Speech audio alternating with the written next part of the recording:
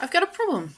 My cursor is a bit off and it needs to be fixed because obviously everybody keeps commenting it. Today we're going to talk about different things you can do to fix cursor offset because tons of people have very nicely offered me tons of suggestions on how to fix it. The first one is, as everybody knows, restart it. Now the second one's a little more tricky.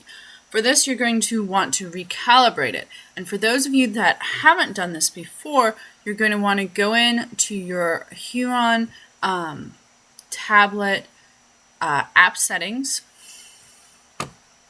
You're going to go to working area and then monitor calibration in there. Then you're going to see some little X's with little dots. You're going to click them with your pen. Easy peasy.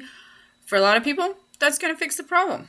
But for some people, it may be a little bit more complex. You can see me tapping them here.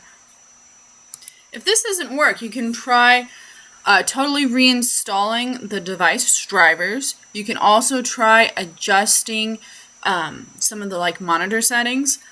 Sometimes you'll have issues with it depending on how it's set up with your computer, if you have it set up that way. It can also be your drawing software. There's tablet settings you can mess with.